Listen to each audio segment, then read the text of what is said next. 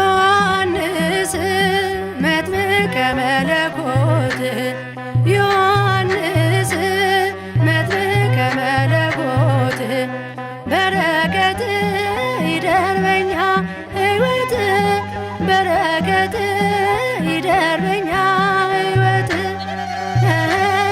በረከት ይደር በኛ ሕይወት በረከት ይደር በኛ ዮሐንስ መጥምቀ መለኮት ዮሐንስ መጥምቀ መለኮት በረከት ይደር በኛ ሕይወት በረከት ይደር በኛ ሕይወት በረከት ይደር በኛ ሕይወት በረከት ይደር በኛ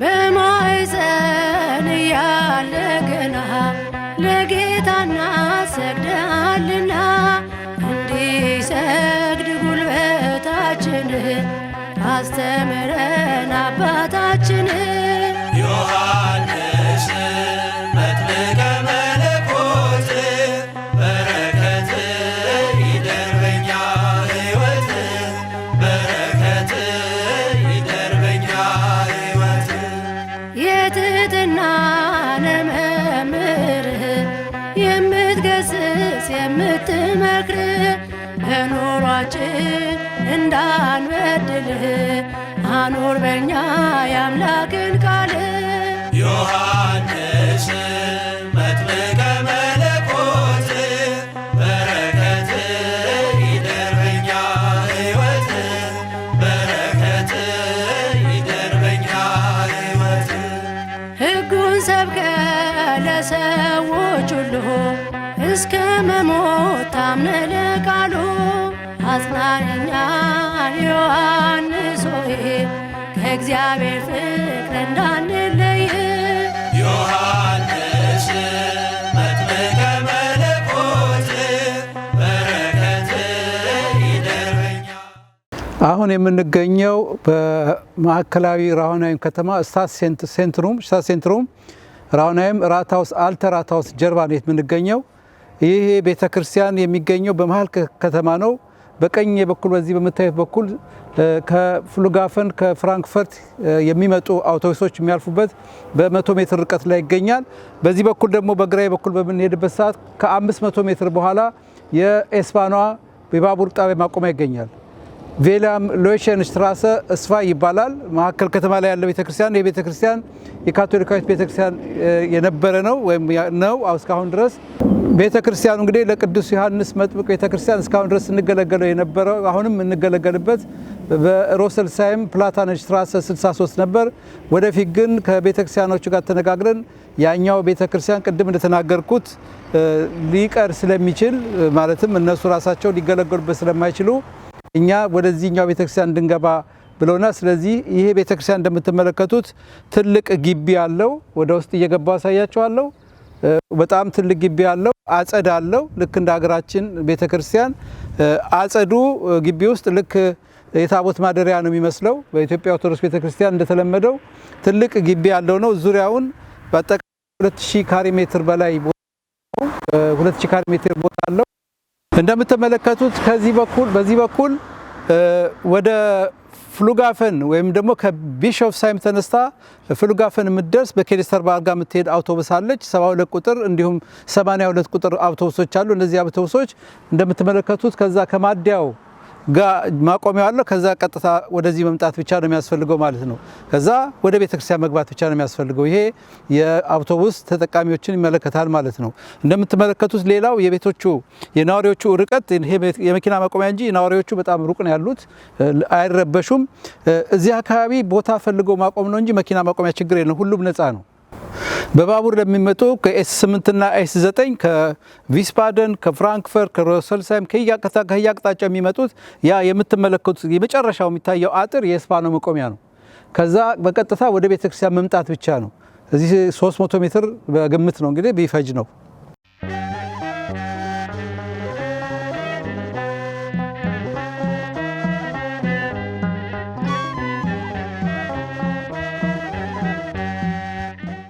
የውጭ በር ቁልፍ አለው። በቁልፍ ነው ሁሉ ጊዜ ይቆለፋል።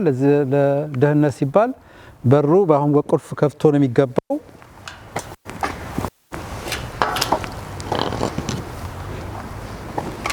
ልክ እንደገባን በቀኝ በኩል ትልቅ የጽድ ዛፍ አለ። የጽድ ዛፍ ለቤተክርስቲያን ሞገስ ነው። አጸዱ ደስ ይላል። ልጆቻችን እዚህ መጥተው ሲጫወቱ ሲወርቁ ይውላሉ። ወደ አስፋልት ወጣብኝ የለም፣ በሩ ይቆለፋል ማለት ነው። በዚህ በኩል ያለው የቤቶች ርቀት የመናኸሪያዎቹ ርቀት ወደኛው ቤት የመጨረሻው ርቀት እዛ ነው። ምንም አይነት ድምጽ ወደዛ አይልም። ቤተክርስቲያኑ በተፈጥሮ ድምጽ አያወጣም። ይሄ የምትመለከቱት አደስ በአጠቃላይ እዚህ ድረስ የቤተክርስቲያኑ አካል ነው። እንደምትመለከቱት በግራ በኩል ደግሞ ያጸዳለው የመጨረሻው ያኛው በሩ እስከሚታይበት ድረስ የጓሮ በር ነው። በዛ በኩል ተገብቶ እንዲህ እንግዲህ እግዚአብሔር ፈቃዱ ቢሆን እዚህ ከገባን ታቦት በዚህ ወጥቶ በዛ በር እንደገና ተመልሶ ይገባል ማለት ነው። ክፍት ነው፣ በዛ በኩል ይገናኛል። ስለዚህ አጸዱ ይሄን ይመስላል። በዚህ በኩል ይሄ ቤተክርስቲያኑ ዋና በር መግቢያ ነው። የፊት ለፊቱ በዋናው በር መግቢያ ነው። አሁን ወደ ቤተክርስቲያኑ ውስጥ እየገባን ነው።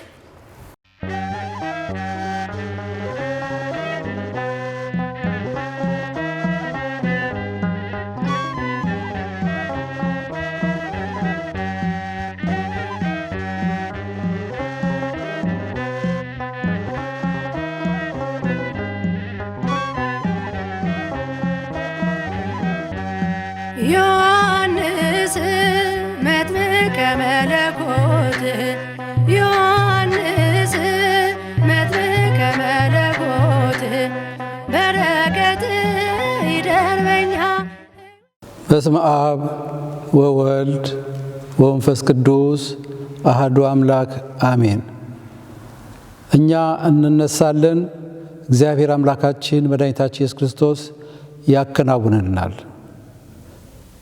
የደብረ ምጥማቅ ቅዱስ ዮሐንስ ቤተክርስቲያን በሩስልሳይም ከተማ ከተመሰረተ ቅዳሴ ቤቱ ከተከበረ ከ7 ዓመት የሆነው ሲሆን ይህ የዚህ አካባቢ ቤተክርስቲያን ታሪክ አጀማመሩ ብፁዕ አቡነ ቄርሎስ በ2010 ዓመተ ምህረት ወደ ሩስልሳይም ለሕክምና መጥቶ በነበረበት ወቅት ሲሆን ከዛም ብፁዕ አባታችን አቡነ ሙሴ የደቡብ ምዕራብ ምስራቅ አውሮፓ ሀገረ ስብከት ሊቀ ጳጳስ መቀመጫ ሆኖ አገልግሏል።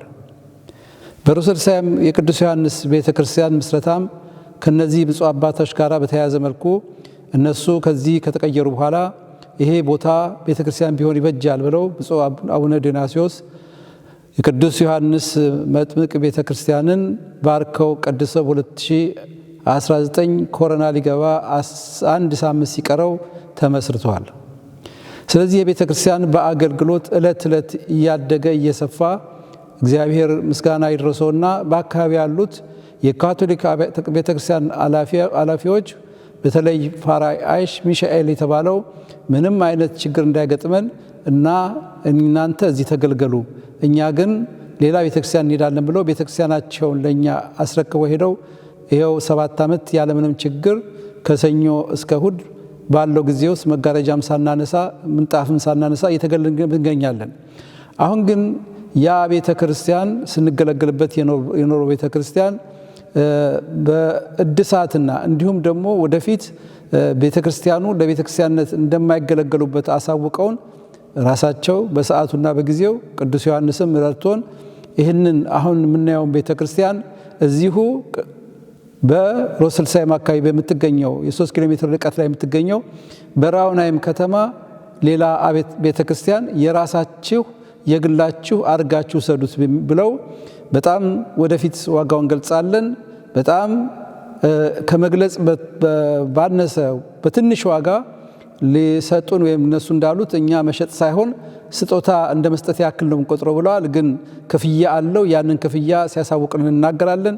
ይህንን ቤተክርስቲያን እንድንገዛው ፈቅደውልናል። ይሄ ቤተክርስቲያን እንደምታዩት አሁን በዚህ ሁላችንም እንደምንመለከተው በመቀመጫ ብቻ 300 ሰው ይይዛል። እንደዚሁ ስንለካው 500 ያላነሰ ሰው በስነ ስርዓቱ ተቀምጦም ቆሞ ማስቀደስ የሚችልበት ቤተክርስቲያን ነው። ይሄ ቤተክርስቲያን አሁን ወደ ውስጥ እየገባን ያለን መንበር አለው። ከመንበሩ ይሄ ፊት ለፊቱ ወደፊት እንደኛ ቤተክርስቲያን ስርዓታችንን ጠብቆ ቤተ መቅደስ ይዘጋጅለታል። 3 በሮች ይዘጋጁለታል። ምንጣፎች ይነጠፋሉ። ከዛ በኋላ እንደገና በብፁዕ አባታችን ፈቃዳቸው ከሆነ መተው ባርከው እንገባበታለን ማለት ነው። ይሄ ቤተክርስቲያን እንግዲህ የዚህኛው ቤተክርስቲያን የውስጥ ገጽታው ይሄው እንደምትመለከቱት ነው። ከውጭ በኩል ትልቅ ግቢ ያለው ምድር ቤቱ ደጀ ሰላም ወይም አዳራሽ አለው። ከውስጥ እየገባን ነው ያለን። ከውስጥ ልብሶች የሚቀመጡበት ንዋየ ቅድሳት የሚቀመጡበት ቤት አለው። ለጊዜው እንደ ቤተ እህል የምንገለገልበት ደግሞ በጎን በኩል አለው።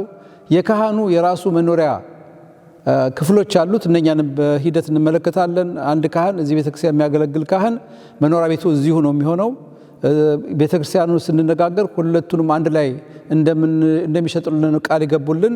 በጣም ብዙ ክፍሎች ያሉት ቤት አሉ። ትልቅ ግቢ ከጀርባው ላይ ያለ ይሄን ይመስላል። እንግዲህ እዚህ ጋር አንድ ክፍል አለ። ይህ ክፍል ለውስጥ መገልገያዎች የምንጠቀምበት ክፍል ይሆናል።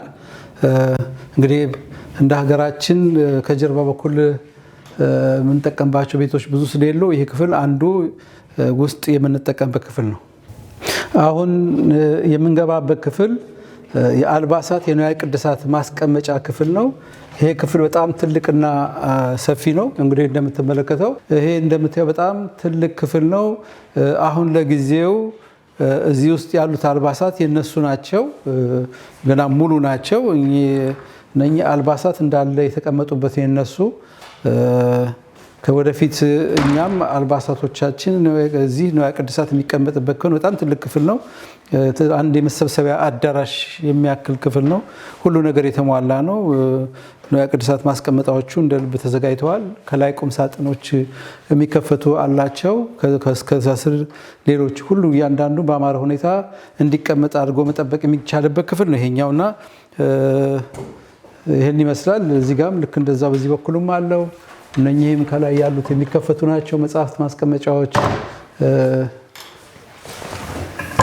ይሄው እዚህም የመጽሐፍ ማስቀመጫዎች ናቸው። ለጊዜ እነሱ መጽሐፍት ናቸው ያሉት።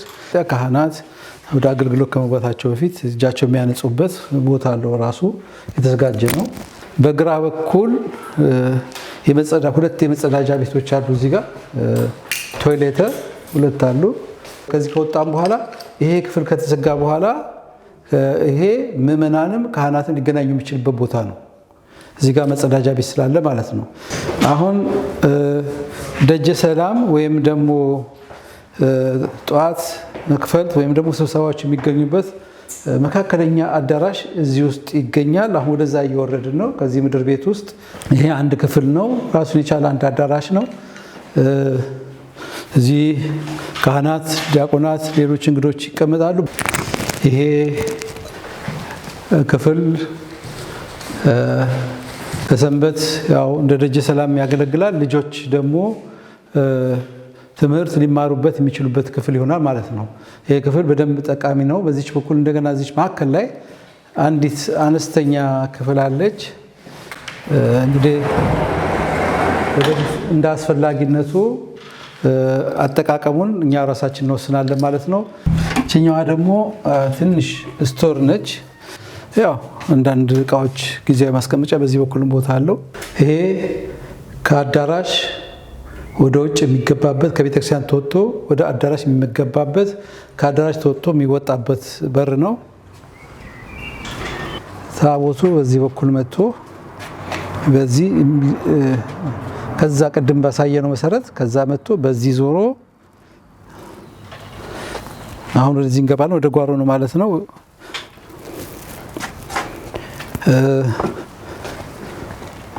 አሁን በዛው እየተደራደር ነው የተነጋገር ነው። እስከዚህኛው አጸድ ነው ይታያል። እዛ ጋር ይሄ እዚህ ቀጠሉ ድረስ ማለት ነው። አቅማችን ቢፈቅድ ዋጋው ካልበዛብን ግን ከኋላ ያለውንም መጨመር እንደምችል ተነግሮናል ማለት ከዛ ከጀርባ ላይ ያለውን ግን አሁን በዚህ ወቅት ታቦት መጥቶ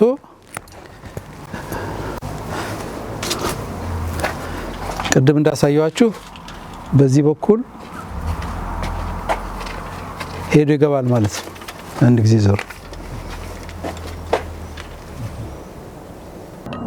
ይሄ የካህኑ መኖሪያ ነው። በጀርባ በኩል ሲታይ ነው። ይሄንንም ቤቱ ግዢ ይሄንንም ይጨምራል። የካህኑ መኖሪያ ቤትም በፊት ለፊት ገብተን እናየዋለን። ይሄኛው በር ግን ይሄ የምትመለከቱት በር በውስጥ ገብቼ ሳሳያችሁ በኋላ ግልጽ ይሆንላችኋል። እንግዲህ ከዚህ በኋላ የቤተ ክርስቲያኑ ኩሽና ሊሆን የሚችለው በዚህ በኩል ነው። የካህኑም የቤተ ክርስቲያኑ ኩሽና በዚህ በኩል ነው። ይሄ ይከፈታል። ይሄና ይሄ ይገናኛሉ። በዚህ በኩል ምግብ ይወጣል፣ በዚህ በኩል ይታደላል ማለት ነው። እንግዲህ ይሄ እንደምትመለከቱት ይሄ ቦታ ከቤተ ክርስቲያኑ አዳራሽ ወይም ደግሞ ከዚህ ከኩሽናው ወጥተው ምግብ አዘጋጅቶ መቼም ሮሰልሳይም አካባቢ ያሉ ምእመናን ደጋጎች ምእመናን ስላሉ ሁሌም አብልተው አጠጥተው አይጠግቡም እና በዚህ ቦታ ህዝብ ቢበዛ እንኳን ይሄንን መመገቢያ ቦታ አድርገው እንግዳ የሚያስተናግሩበት ቦታ ይሆናል ብለን እናስባለን ወደፊት። ይሄ ቦታ እንግዲህ ከአዳራሽ ቢተርፍ እንኳን ሰው በዚህም በኩል ትልቅ ቦታ ስላለው መቼም ያው እንደሚታወቀው የቅዱስ ዮሐንስ መጥምቅ በዓለ ንግስ የሚከበሩበት ጊዜዎች ወቅቱ የሰመር ወቅት ስለሆነ በሰኔና በመስከረም ስለሆነ አየሩ ልክ እንደዚህ ስለሚሆን ውጭም መመገብ ይቻላል ማለት ነው። ውጭው በጣም ትልቅ ቦታ ነው ያለው። አሁን የምንሄደው ወደ ካህኑ መኖሪያ ቤትና ቢሮዎች ይሆናል። የካህኑ ቢሮ፣ የሰበካ ጉባኤ አስተዳደር ጽሕፈት ቤት ቢሮ ሁለቱ እዚህ ላይ ይገኛሉ። ይሄ እንደምታዩት ይሄ የካህኑ መኖሪያ ነው። ወደ ውስጥ እንገባለን። አሁን በዚህ በኩል በቀኝ በኩል ስንገባ የምናገኘው አንዱን እንግዲህ የጽሕፈት ቤት ወይም ደግሞ የሰበካ ጉባኤ አስተዳደር ቢሮ ይሆናል ማለት ነው። በመቀጠል የምናገኘው የቤተ ክርስቲያኑን አስተዳዳሪ ቢሮ እናገኛለን ማለት ነው። ይሄ ሁለቱ ክፍሎች ለጽሕፈት ቤት የሚሆኑ ናቸው። በዚህ በኩል ስንገባ ወደዚህ ስንወጣ በዚህ በኩል ሳሎን ይኖራል፣ የእንግዶች መቀበያ። የካህኑ ሳሎን ይኖራል።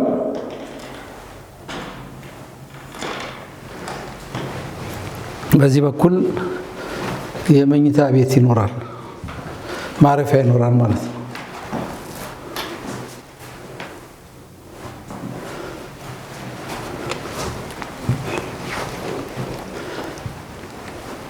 ይሄ መታጠቢያ ቤት ነው። ወደዚህ ስንመጣ ይሄ ኩሽና ወይም ደግሞ የምግብ ማብሰያ ክፍል ይሆናል ማለት ነው። ለጊዜው አልተዘጋጀም። ይሄ ነው የሚሆነው። ይሄም ከሱ ጋር አብሮ ያው የመመገቢያ ክፍሎች ናቸው፣ ማዘጋጃ ክፍሎች ናቸው። የእቃ ማስቀመጫዎች፣ ሲኒ፣ ብርጭቆን የመሳሰሉት እዚህ ይቀመጣሉ። በዚህ በኩል የመውጫ በር አለ።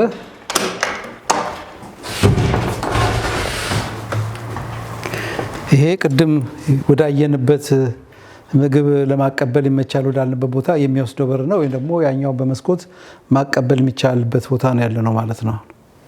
ያው እነኚህ እንግዲህ እስካሁን ድረስ ያየናቸው አሁን ወደ ላይ ወጥተን የምናያቸው የካህኑ መኖሪያ ነው። እዚህ የሚኖሩት ካህን ወይም ደግሞ ገስት ሃውስ የሚኖራቸዋል፣ እንግዶች ማሳረፊያ ማለት ነው። ልጆችም ቢኖራቸው ከልጆቻቸው ጋር የሚኖሩበት ማለት ነው። ወደ ላይ ወጥተን ያለን እነሱን ደግሞ ሌላ ክፍሎች አሉ። እዚህ ጋር ራሱን የቻለ አንድ መኝታ ቤት አለ። እዚህ ክፍል አንድ መኝታ ቤት አለ። እንግዲህ እዚህ ጋር አንድ ሳሎን ቤት ወይም መኝታ ቤት አለ። እዚህ ጋር አንድ ትንሽ የእቃ ክፍል ወይም ማንበቢያ ክፍል አለች። እዚህ ጋር እንደገና የሻወር ቤት አለ። መጸዳጃ ቤት እና ሻወር ቤት። ይሄ ወደ ኬለር ወይም ወደ ምድር ቤት የሚወስደው መንገድ ነው። ይሄ የአይሱን ግራውንድ ወይም ማሞቂያ ማሽን ያለበት ክፍል ነው። ይሄ እንግዲህ ኬለር ነው የሚሉት እነሱ። ይሄ ያው በቤተክርስቲያናችን ብዙ ጥቅም ላይ የሚውል ነው። መዘምራኑ ኧረ የኛ ይሰጠን እያሉ ነው። ካሁኑ ግን ያው ብዙም አይተላለፍ ነው። በጣም የጸዳ ክፍል ነው ያለው እዚህ። በጣም እንደ ኬለርም አይደለም። ማሳመር ትንሽ ማሳመር ብቻ ነው የሚፈልገው። ቁም ሳጥኖች አዘጋጅቶ እቃዎችን አስቀምጦ ከበሮ፣ ጸናጽል፣ መቋሚያ ሊቀመጥበት የሚችልበት ቤት ነው። ይሄን ይመስላል ይሄኛው ክፍል። ሌላ ክፍል እዚህ ጋር አለ።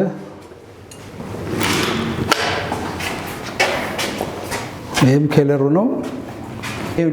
ሌላው ደግሞ አንዱ ኬለር ውስጥ ያለው አንድ ትልቅ ክፍል ነው።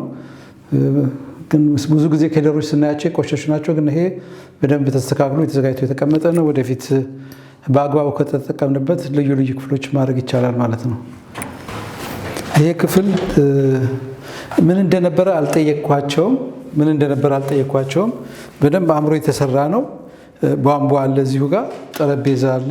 ምናልባት እኔ ስገምት ልብስ ተኮሽ ክፍል ሊሆን ይችላል። ግን በእኛ ቤተክርስቲያን ወደፊት የጸበል ቦታ እናደርገው እንችላለን። ቤተሰብ ግን ብዙ መናገር አይቻልም። ስለዚህ አሁን ግን አእምሮ የተሰራ ኬለር ውስጥ አንድ ክፍል ቤት አግኝተናል ማለት ነው። እዚህ ጋር አንድ ሌላ ክፍል አለ። ይሄ የካህኑ የመኪና መቆሚያ ነው። ቤት አለው። እንደገና ሁለተኛ መኪና ማቆሚያ፣ ሁለት መኪና ያስቆማል ማለት ነው። ያው እንግዲህ ነገርኳችሁ ቅድም በዙሪያ ያሉት የማቆሚያ ቦታዎች ባዶ ከሆኑ ነፃ ናቸው፣ ክፍያ የሌለባቸው ማቆሚያዎች ናቸው ማለት ነው። እንግዲህ እግዚአብሔር ቢፈቅድ፣ እግዚአብሔር ቢያከናውንልን፣ እግዚአብሔር መንገዱን ቢያቀናልን እዚህ አካባቢ የተጀመረው ቤተክርስቲያን መስመር ይዞ እንደሚያደርግ ተስፋ እናደርጋለን። እዚህ አካባቢ በተለይ በሩሶርሳይም እና አካባቢ ያሉ ምዕመናን በጣም ደጋጎች፣ ሁል ጊዜ እንደምንነጋገረው ሲጠሩ አቤት ሲላኩ ወዴት የሚሉ ናቸው። ሁሌም በፈቃድ እግዚአብሔር መዘምራኑ በመዘምር ክፍሉ፣ ካህናቱ በክህነት አገልግሎታቸው፣ ዲያቆናቱም በዲቁና አገልግሎታቸው፣ ምዕመናኑም እያንዳንዱም በተሰማራበት በገንዘቡም በጉልበቱም በሀብቱም የሚያገለግል ምዕመናን ስላለበት ይህን ቤተክርስቲያን የመግዛት ብዙም ልመና ያለብን አይመስለኝም። ሁሉም ነቅተው እየጠበቁ ነው። መቼ ነው እየተባለ የተጠየቀ ስለሆነ ይህንን እዚህ አካባቢ ባሉ ምዕመናን እንግዲህ ሌሎችም ደግሞ በርቀትም እስካሁን ድረስ ቤተክርስቲያኑን የሚራዱ አሉ። ከአሜሪካ፣ ከአውሮፓ፣ ከዚህ ከጀርመን አጥቢያ ቤተክርስቲያናት በአጠቃላይ እየተራዱት ነው ያሉት ቤተክርስቲያኑን እስካሁን ድረስ እዚህ ደረጃ ብንያው ቅዱሳት የተሟሉ አሉት። አሁን እንግዲህ ወደ ቤተክርስቲያን የራሳችን አጽመ ርስት ስለሚያስፈልገን በተለይ ይሄ ቤተክርስቲያን የሚገኘው ከፍሉጋፍን ወይም ደግሞ ከፍራንክፈርት አይሮፕላን ማረፊያ ከ10 ኪሎ ሜትር ላይ ነው። ከዛ በባህሩ መጥቶ እንደወረዱ ይህን ቤተክርስቲያን ያገኛሉ ማለት ነው።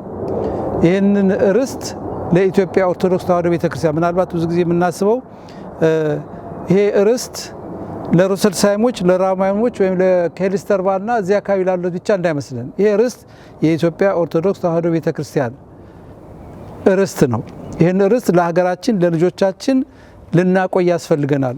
ይህን ርስት የምናቆይላቸው ከሆነ እነሱ ደግሞ ተተክተውበት የበለጠ አሳድገውት እኛ በአማርኛ በምንችለው የአቅማችን እየተንገታገትን እዚህ ከደረስን ልጆቻችን ደግሞ የበለጠ ሊያሳድጉት ስለሚችሉ ይህንን ርስት ልናስቀምጥላቸው ያስፈልጋል። የሚዘረጋ መጋረጃ፣ የሚፈርስ መጋረጃ ዘመን ማለፍ መቻል አለበት። ዛሬ ቤተ መቅደስ ተሰርቶ ይህን የምናየውን ቤተ መቅደስ ሰርተን ልጆቻችን እችን ትመስላለች የኦርቶዶክስ ተዋሕዶ ቤተክርስቲያን። ያ የሚዘረጋውና የሚነሳው መጋረጃ፣ የሚነጠፈው ምንጣፍና የሚነሳው ምንጣፍ እንዲህ አይደለም። በሀገራችን ልጆች ሆይ ይሄ ቤተክርስቲያን ሁሌ እናንተ ነውና ይሄን ቤተ መቅደስ ስሩ ብለን ልነግራቸው ያስፈልጋል። ስለዚህ ይህን ቅድም በመጀመሪያው እንደተናገርነው እኛ ልጆቹ እንነሳለን፣ እግዚአብሔር ያከናውናል ያለ ነው። እግዚአብሔር ቤትን ካሰራ ሰራተኛ በከንቱ ይለፋል። እግዚአብሔር ከተማን ካልጠበቀ ጠባቂ በከንቱ ይጠብቃል እንዳለ እኛም ደግሞ እንነሳለን፣ እግዚአብሔር አምላካችን ያከናውልናል። የቅዱሳን ሀገር ሰዎች ነንና የቅዱሳን ጸሎት ይረዳናል። እመቤታችን ቅድስት ድንግል ማርያም ዘወትር ታምሯን የምናደርሷን ውዳሴዋን የምናደርሰው እርሷ መንገዳችን ታቅናለች። ቅዱስ ዮሐንስ መጥምቅ ለንስሐ የተዘጋጁት ሰዎች ንስሐቸውን ተቀብለው እንዲጠመቁ የሚያደርግ የንስሐ ጸሎት ጥሪ የሚደውለው በዚህ ቦታ የበለጠ ይከብራል።